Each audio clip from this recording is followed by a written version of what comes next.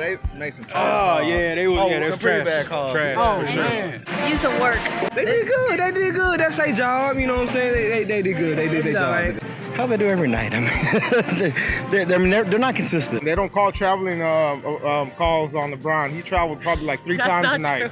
I seen them. I called them. The referees didn't. Hating on LeBron because he the GOAT, you know, so they just want to, you know what I'm saying? But LeBron kept traveling. He was traveling all night. Hey, he can do that. He the greatest of all time. He can do that. No.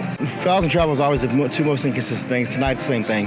It's nothing different. Some of the calls they just need to let go. You know, let them play on. You know, They getting soft. Yeah. I've seen harder fouls than intramurals. First off. A foul's a foul. I mean, whether they get the shoot or not, 6 fouls and you're gone. So I mean, they need to call that consistently. That's probably the biggest issue this year I see so far. There's a human element to what we do. We understand that. We understand we're not perfect. But we do understand that, our percentages are a lot higher than the public gives us credit for. Yeah, thanks for coming by. I know it's a pain.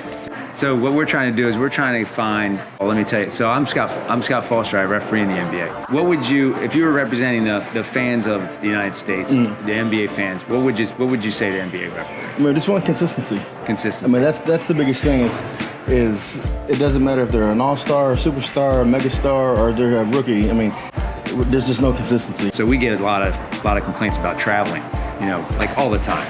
And if your foot's on the ground, you get 2 more steps from that. So a lot of times to a fan, it'll look like 3 or 4 steps. But when you break it down on videotape, you go, he picked it up there, that's 0, 1, 2. So it looks like 3 steps, but it's not. So last night at 5 seconds of the third quarter, we had a play just like that, and everyone, travel, and I looked at it on video. I could show it to you if you wanted to. Yeah, Yeah, you want to see it? Okay. We're gonna go to this camera above this one. So this is the left overhead. 1, 2, 3, 4, right? Looks like 4 steps, right? Yeah. But then if you go back and you look at the play, and this is kind of how we train. So he picks his dribble up. Right there. So we're not quite there, and now he lifts, and as you can see, he's kind of slipping past me. If we had this camera angle, which we did in the locker room last night, you'd see that he went from right to left. So go back just a little bit though on that. So he picked it up there. Not yet. He has control of it right there. So his foot's down. He gets 2 more steps. 1, 2. Okay. Yeah. And so how real are makeup calls? Like if I miss something? Yeah, it's not. So I'm graded on how many calls I get right. And so it's almost like getting a math test wrong on purpose. You would never do that if you want to get a good grade in math, right? Yeah. So, because I screw up, no doubt about it. I get that. But it's never on purpose. And so to make a makeup call, you'd basically be screwing up on purpose. Let me ask you this. So when it comes to consistency, we're graded on a nightly basis. What would you say is a good percentage? Like where you go, okay, they missed this percentage of calls tonight. If they got 75% right, I think that would, that's a good game call. Boy, if I only got 75% right, I can tell you one thing: I would not be here in the NBA. So we have a review staff that goes through every game, and they go possession by possession, dribble by dribble. Just on last night's game, I've already watched it once. I'll watch it again on the plane to my next city. Your relationship with the players, like again, if you have a rookie who comes in and he's more animated than Kobe or LeBron. As far as the rookie thing, a lot of times the rookies don't get calls or do get calls because they make stupid mistakes because they're rookies, or they don't know how to compromise their defender as well as, say, James Harden, who's the best at it, right? We've had so many years where rookie post players come in and they play two minutes and they got 4 fouls because they don't know the guidelines, what the allowable contact in the post. Is different than in practice. In practice they play. I mean, if you go to a Rockets practice, they're probably beating each other up pretty good. Yeah. And then they come out in an NBA game and they gotta play by our rules.